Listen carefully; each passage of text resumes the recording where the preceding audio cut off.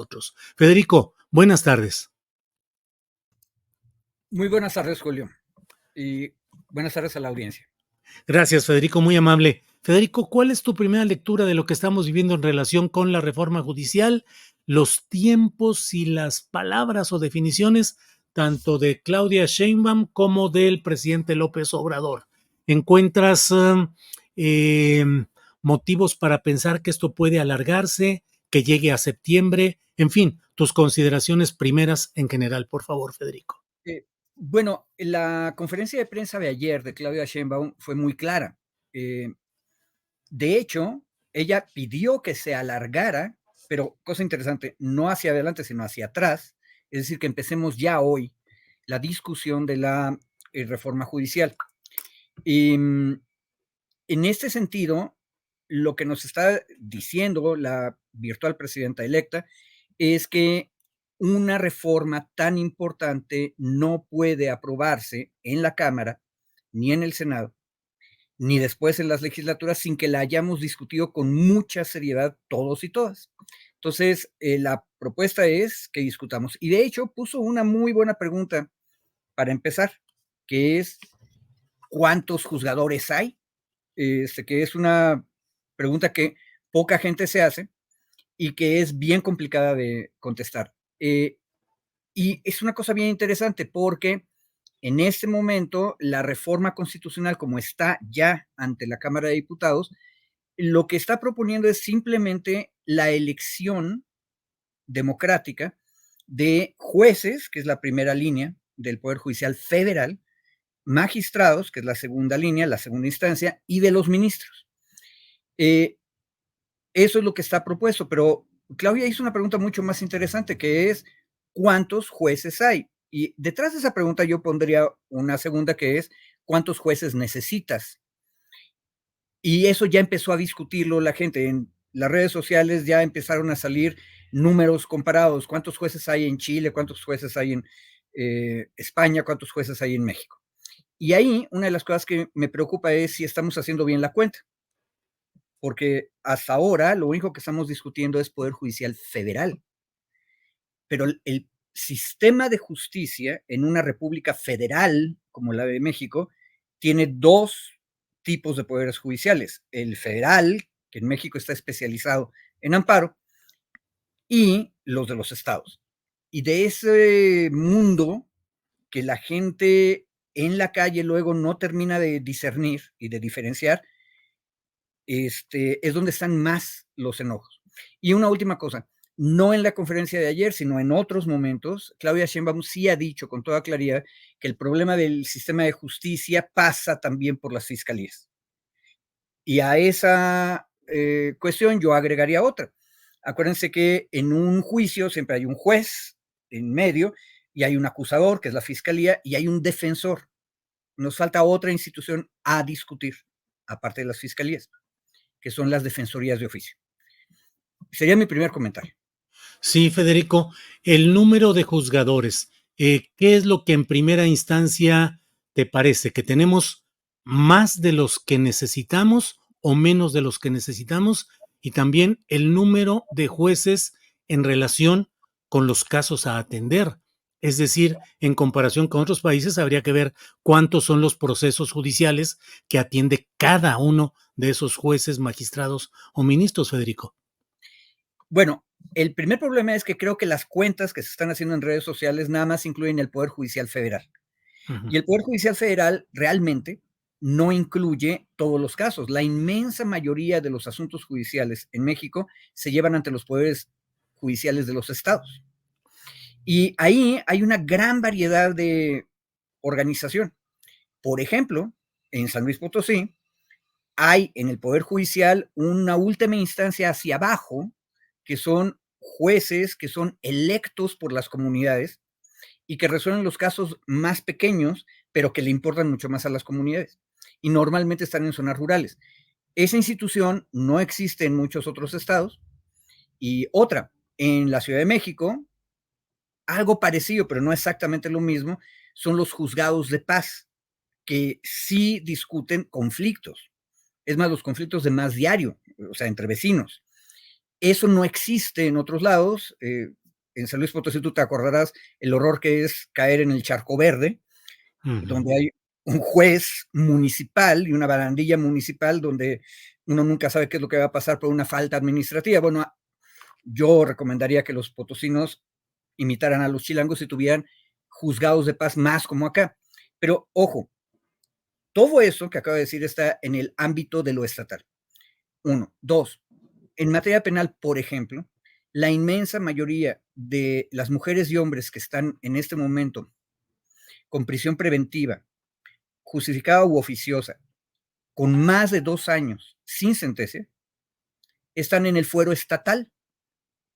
Entonces, todo lo que cambiemos de la prisión preventiva, oficiosa o justificada, a nivel federal no les va a afectar. La ley de amnistía, que tanto discutimos hace como mes y medio, no afecta a los estados. Y la inmensa mayoría de los casos están en los estados. Entonces, yo tengo la impresión en general, ojo, no tenemos las cifras y por eso la pregunta de la virtual presidenta electa es muy pertinente. No sé si incluimos a todos los estados y andamos bajos o altos en jueces. Pero lo que sí me queda claro es que si tienes 33 sistemas que no se coordinan entre ellos y no se parecen, por lo que acabo de explicarte, mal andamos. Entonces, una pregunta razonable es, ¿no deberíamos agregarle a esta reforma constitucional reglas generales para atender cuáles son los lineamientos comunes que deben tener los poderes judiciales de los estados? Ujú.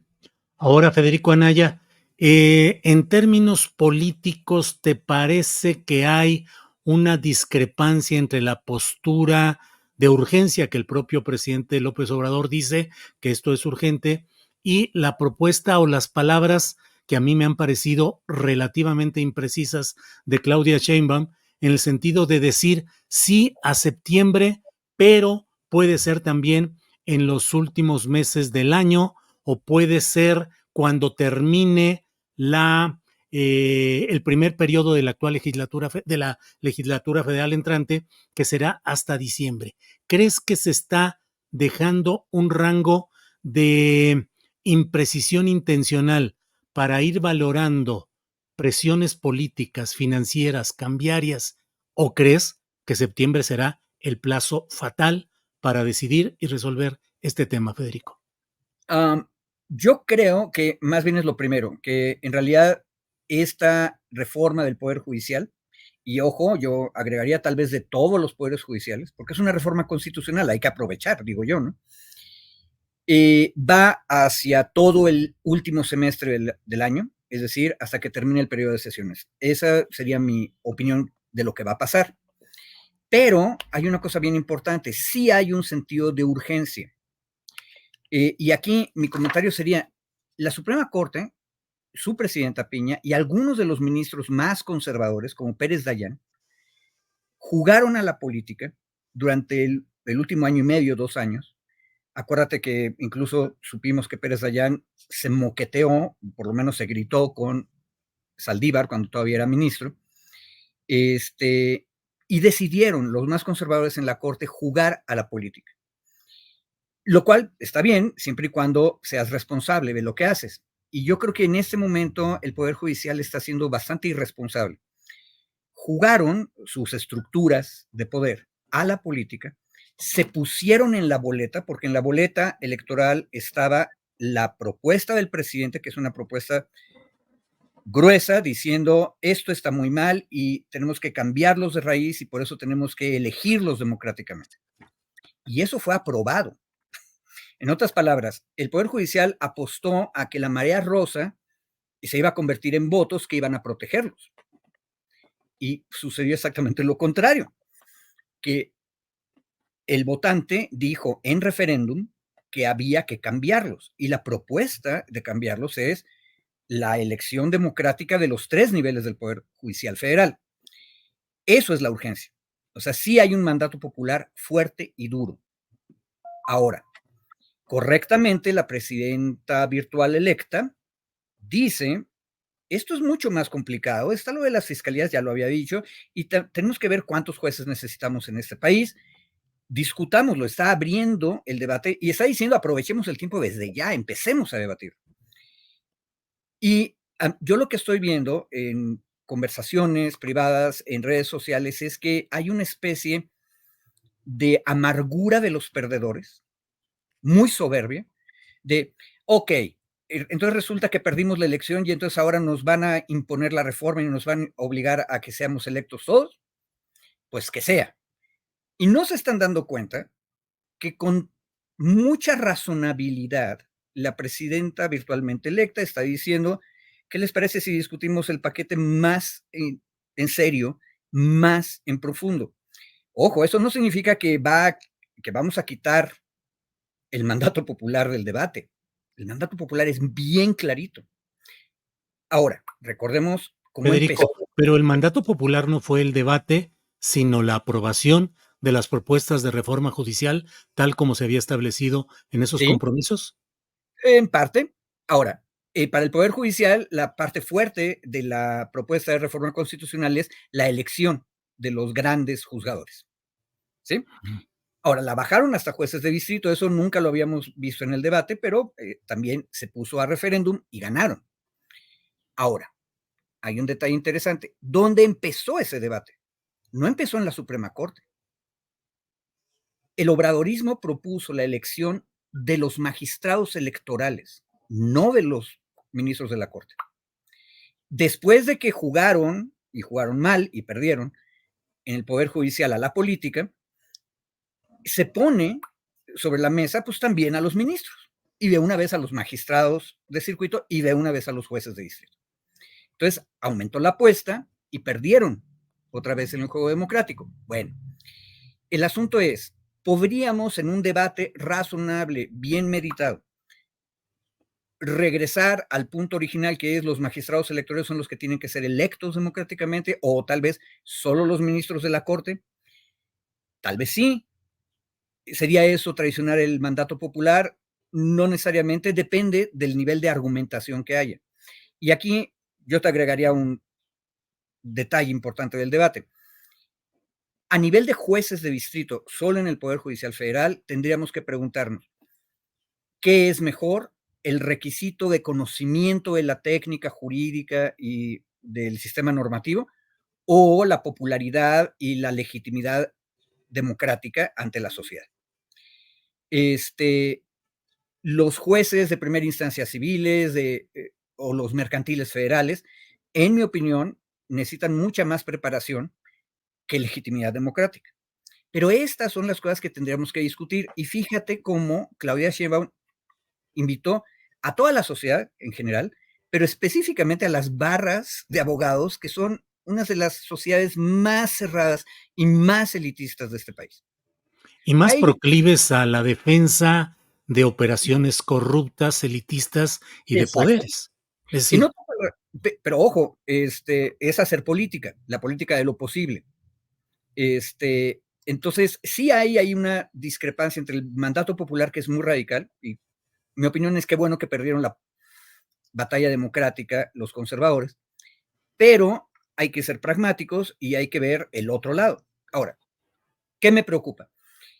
Que muchos amigos y amigas que están en el circuito judicial están poniéndose fatalistas diciendo, no, ya, nos van a arrollar y por lo tanto ya no hay nada que discutir. Bueno, si no discuten, si no participan en el debate que se está abriendo, pues entonces lo que va a quedar es la propuesta llana y dura de los elegimos a todos en el Poder Federal y no discutimos ninguna otra cosa. Y eso me parece que es una oportunidad perdida. No debemos dejar solas a las barras de abogados, por lo que tú acabas de decir. Todos tenemos que participar y hay que preguntar otras cosas. Si me permites, una sugerencia. El sí. juicio de amparo, que es la justificación de que nuestro Poder Judicial Federal sea tan especializado y tan grandote y que tenga tanto dinero en comparación con los poderes judiciales de los estados. El juicio de amparo en Colombia, que se llama tutela, lo copiaron del sistema mexicano y lo mejoraron. Y una de las mejoras es que no necesitan un poder judicial nacional para aplicarlo. Cualquier juez en las provincias, o sea, los jueces normales, aplican el juicio de tutela. O sea, revisan la constitucionalidad de los actos.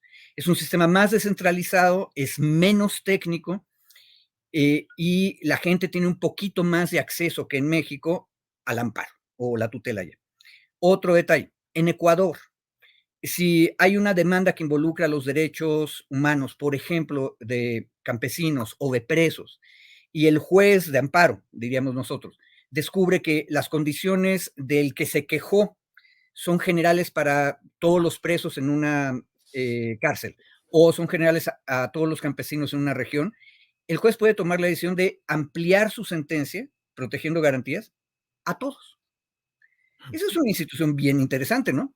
Y Sí, mucho más profunda que este asunto de tener jueces federales especializados en competencia económica que no benefician a toda la sociedad, sino a todas las compañías eléctricas.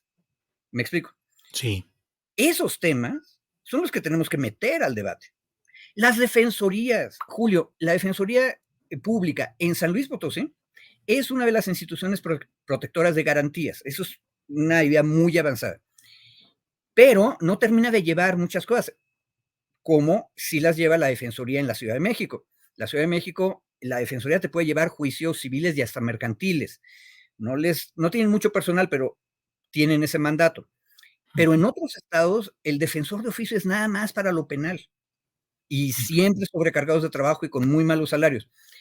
Bueno, todos estos temas hay que meterlos al debate. Y la invitación de Claudia Sheinbaum es a que lo discutamos más en profundo. Y en una de esas, fíjate, la democracia es vuelta y vuelta una y otra vez, tratando de encontrar la mejor solución posible, entre todos y todas. Si la gente en los espacios de poder del Poder Judicial y de la élite deciden que no quieren discutir, mira, nos han llenado tanto el buche con su orgullo y su soberbia que, pues, qué bueno, pues les imponemos la elección democrática como está y punto, ya no discutimos más. Pero me parece que sería una oportunidad perdida para todos, para conservadores y para nosotros los liberales. Federico, la discusión ha avanzado, hay una propuesta específica, recibió voto popular para materializarse, entrará al Congreso a discusión, un- una discusión amplia, abierta. Pero quisiera conocer tu opinión, Federico. Es mucha la emoción, digamos, respecto y el empuje respecto a la elección de estos funcionarios del Poder Judicial. Esto es un paso sumamente importante para el cambio real de todo el aparato judicial que, como tú bien dices, es el federal y son los estatales que son la reproducción en la mayoría de los estados de los peores vicios de lo federal, con estructuras federal y estatales que van desde la recepción y obligatoriedad casi de entregar dinero para sacar una copia, para buscar en un archivo, para ir a notificar, para que vaya un actuario, para que revises un expediente. Es una estructura piramidal de corrupción, me parece a mí, generalizada, y habrá excepciones a quienes expresamos nuestro respeto, pero en general es mucha la corrupción. ¿Se podrá verdaderamente cambiar esto con nombres y apellidos de nuevos integrantes y nuevas historias? ¿O es un problema que de fondo, sería muy difícil combatir solo con elecciones? Fíjate que al contrario, me acabo de acordar, Julio, del otro pedazo de la reforma constitucional propuesta en febrero. El otro pedazo fuerte que tiene a todos espantados en el Poder Judicial es que vamos a sustituir, esa es la propuesta, el Consejo de la Judicatura por un tribunal para los jueces. O sea, vamos a elegir a jueces que van a juzgar a los jueces que cometan faltas. Y ahí el elemento democrático es esencial. Por supuesto que tiene que haber requisitos. Los candidatos a ese cargo de juzgador tienen que ser personas que conozcan, pero tienen que ser personas que tengan mandato popular para ir y toda la pirámide, desde arriba hasta abajo y luego de abajo hasta arriba, revisarla y castigar en lugar de discutir administrativamente cómo se reparten los puestos, que eso es lo que hacen los consejos de la judicatura básicamente hoy en día. Entonces, queremos un tribunal de cuentas judiciales. Y eso, a fuerzas, tiene que ser democrático. De hecho, Enrique Dussel, Bernardo Batis, durante las discusiones sobre la Constitución de la Ciudad de México, cuando entramos a este punto, ellos insistían en que si en un lugar tenía que haber elección, tenía que ser en el Consejo de la Judicatura. Entonces, creo que el mandato popular de sí tenemos que meter elecciones en el Poder Judicial, en donde primero tiene que entrar a fuerzas, es en este tribunal para los jueces, que es electo y que sustituye al Consejo de la Judicatura. Dos, yo creo, honestamente, que sí debemos elegir a los ministros y, por lo tanto, a los magistrados de los tribunales superiores de los estados. ¿Por qué? Porque si tú tienes, a nivel federal ya lo tenemos, y en los estados en muchos hay muchos avances. Si tienes ya carreras judiciales bien armadas, con institutos de formación judicial bien hechos, no hay problema con que personas que no han tenido experiencia técnica judicial específica durante su vida lleguen por elección. Por supuesto que ahí sí tendrán que ser abogados o abogadas, tendrán que tener alguna experiencia en el litigio, etcétera. Requisitos sí tiene que haber, pero no tienen que venir de la carrera judicial necesariamente. Entonces, ¿qué compensa la falta de formación judicial? Pues precisamente que van a tener secretarios de estudio y cuenta, actuarios que vienen formados por la escuela judicial. Y entonces, si esto es cierto, mientras más fuerte sea la formación judicial en cada estado o en la federación, podrías bajar el principio electoral también a los magistrados.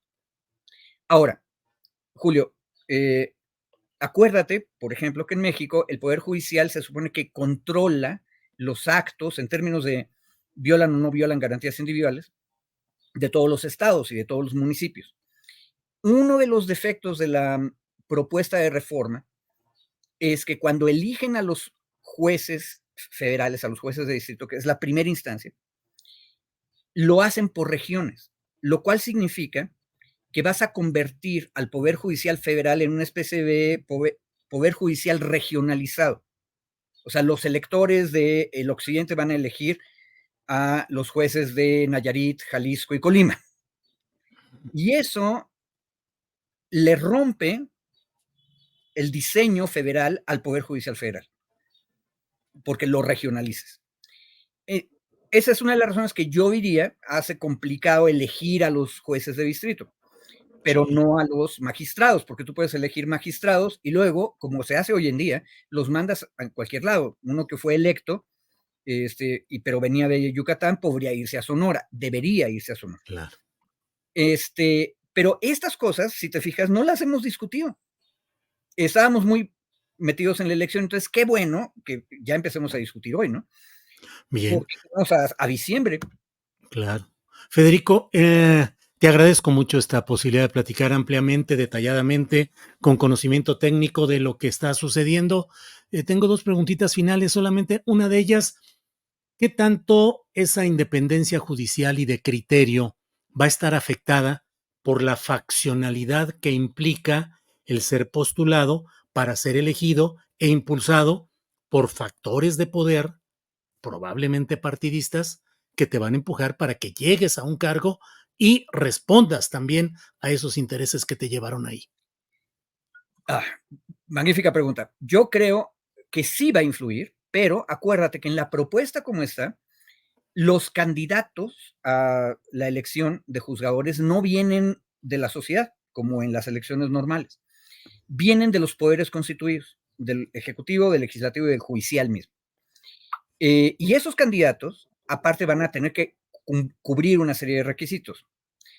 Y la otra cosa es que la elección es una elección sin partidos, que es una cosa que no estamos acostumbrados en México y que la oposición, por cierto, se saltaba siempre ese pequeño detalle para acusar que Morena lo que quiere es politizar la elección de los juzgadores. Y, por ejemplo, esto habrá que analizar el caso boliviano, cómo funcionó. Es un buen ejemplo para comparar. Pero el asunto es, la elección es una elección sin partidos. Y lo que va a importar es, paradójicamente, cómo funciona la juzgadora o el juzgador una vez que es electo. Ojo, a mí no me preocuparía tanto la partidización. En los estados del centro norte de Estados Unidos, por ejemplo, magistrados del estado son electos. Y es muy claro que aunque la elección no tiene partidos, el electorado demócrata se va con algunos y el republicano se va con otros. Entonces hay derechas y hay izquierdas.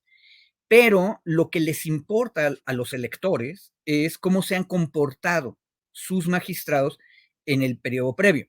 Porque esa es la otra cosa.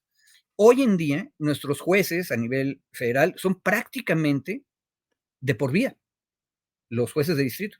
Y los magistrados también se vuelven permanentes si logran la ratificación de, no me acuerdo ahorita cuál es el periodo, pero son designados por un periodo y luego si cubren requisitos ante el Consejo de la Judicatura se vuelven permanentes.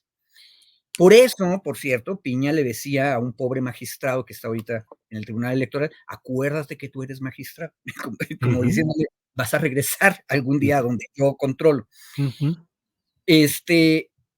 Ojo, el problema que lo quitamos en México, o sea, los ministros de la Corte también eran bastante permanentes, por cierto, pero lo quitamos. Los ministros duran solo 15 años, que es mucho. El periodo en un sistema electoral tiene que ser más corto y entonces el electorado va a tener oportunidad de evaluar. Sí. Entonces, esas son dos cosas. No es partidista la elección y segundo, hay un periodo y luego obviamente se van a volver a poner muchos de ellos a reelección y ahí la sociedad va a tener que discutir sus fallos, lo cual es bueno. ¿Quién discute los fallos? Bien. Federico, cierro con esta puntualización breve porque veo algunos comentarios un poco confundidos o que no quedó claro esto.